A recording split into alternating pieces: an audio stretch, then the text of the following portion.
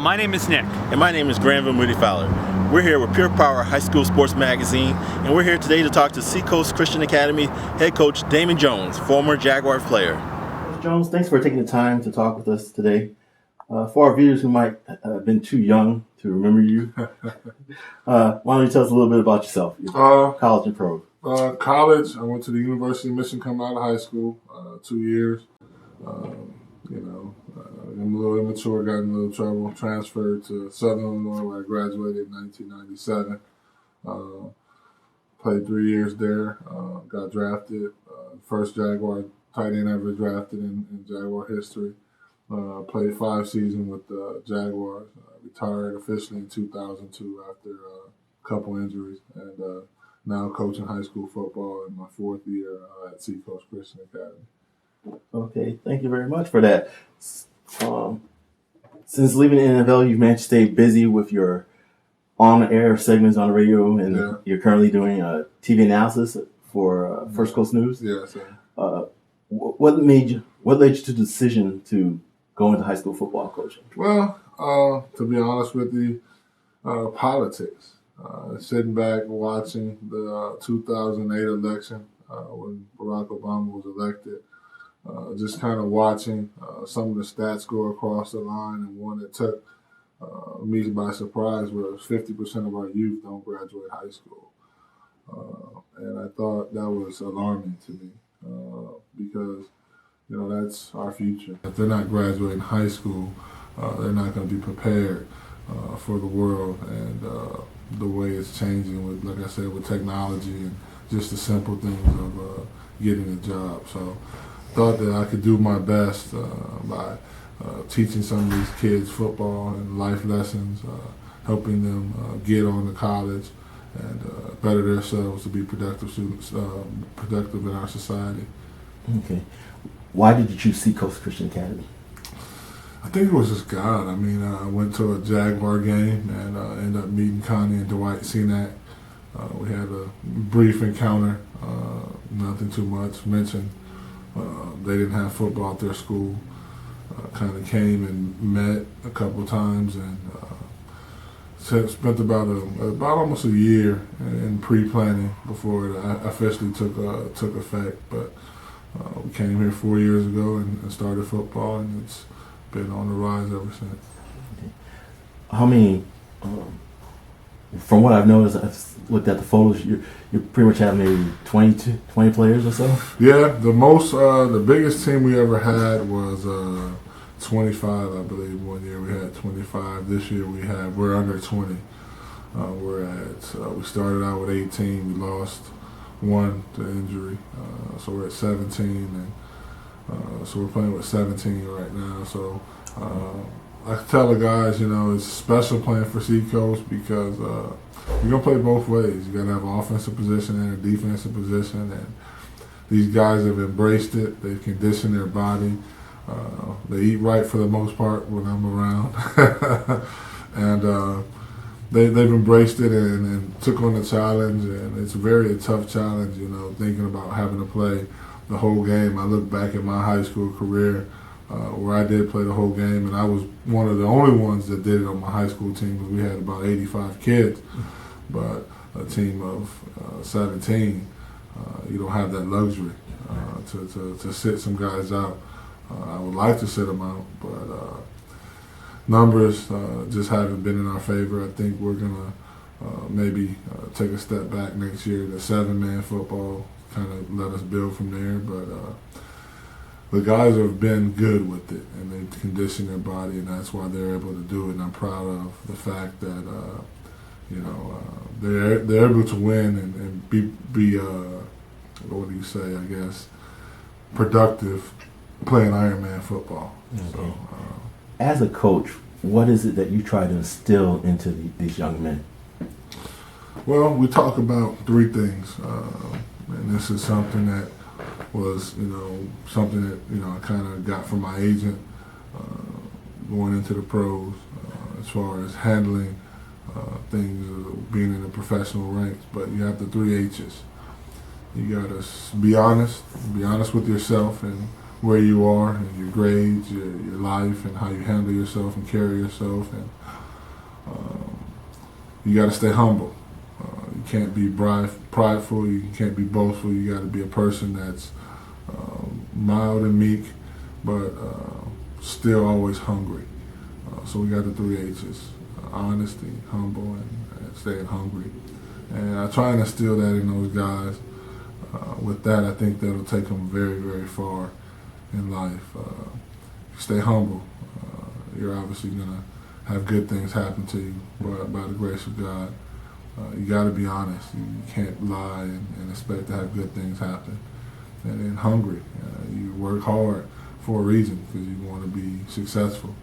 So with those 3 things, I think those guys, once they leave here, a lot of them come back and say, "Coach, when I was younger, I didn't understand it, and I was the same way." I think we all are at 17, 16 years old.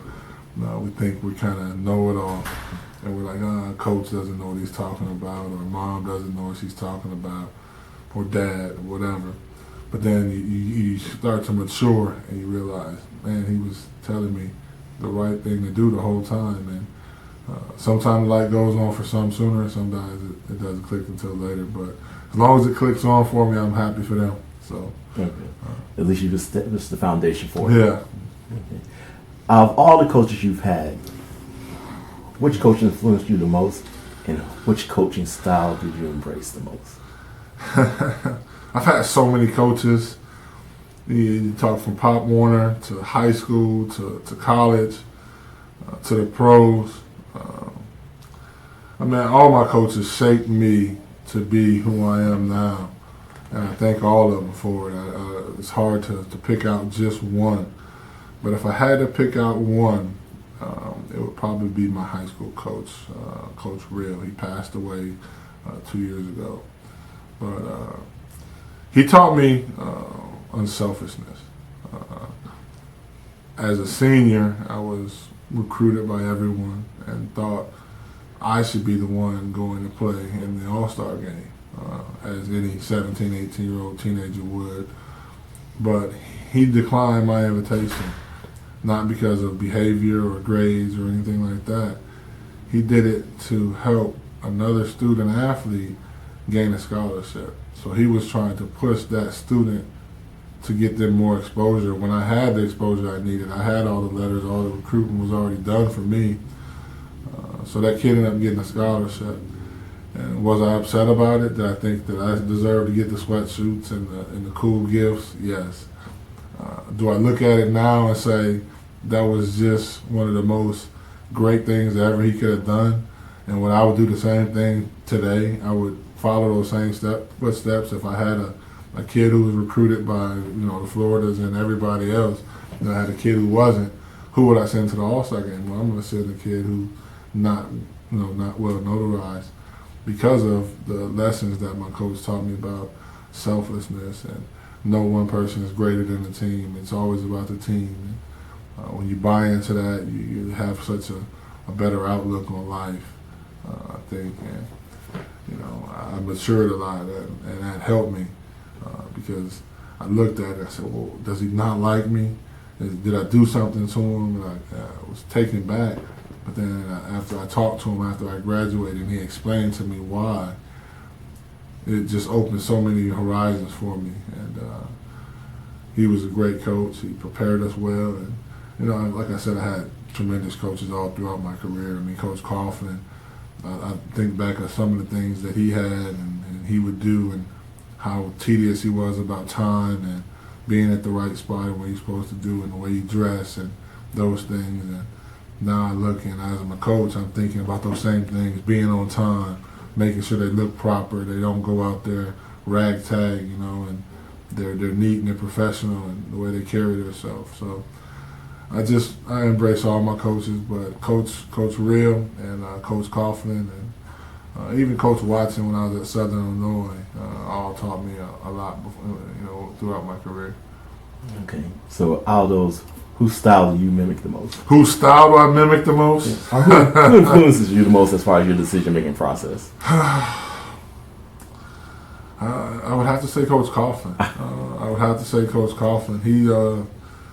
He instilled us, the no stone unturned mentality, meaning you can't go into a game not knowing. I never went into a Jaguar game unprepared, not knowing what to expect on 3rd down and 6 or 2nd down and 8, what blitzes I had seen all week. And obviously you might get a new blitz or something like that, but anything that had done prior, Coach Coughlin made sure that we saw it. It's ironic, and I tell people this story, it's tragic. We lost the championship game in '99 against Tennessee. They beat us 3 times, but on the play that we gave up a safety, we had practiced that play the week prior in Miami, and in anticipation of playing Tennessee.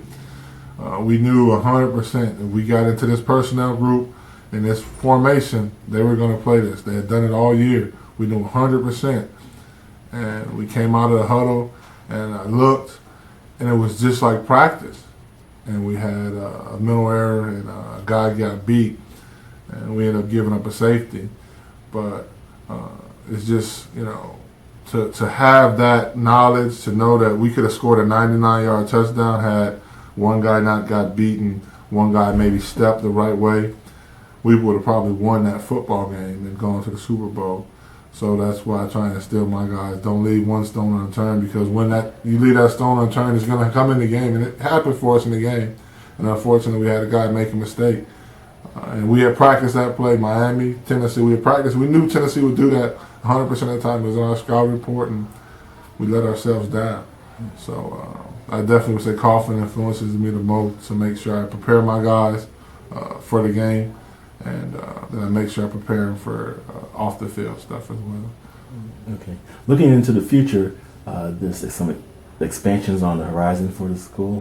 I'm hoping that we can definitely get a gym built and/or a football field.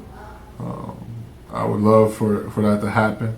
I think that sports, when you look at it as a whole, sports at most schools pay some bills. Football with attendance, and obviously it's an expensive sport as well to host. But the more you have in the stands, the more people are going to buy hot dogs and nachos and the sodas, and the kids are going to want it too. So I think we can definitely do some things that we have a facility. I think the football camps I would be able to do could be almost unlimited. Not to have the facility here to generate revenue and more students. So I'm praying and always hoping that we'll get those facilities built, and I think that's on the horizon. We just got to make sure we keep our enrollment up and make those numbers. Despite your record this year so far, there's more to wins and losses. What do you tell the kids? This year, we've had some tough losses. Last week we took one on the chin. A team we beat last year on the field.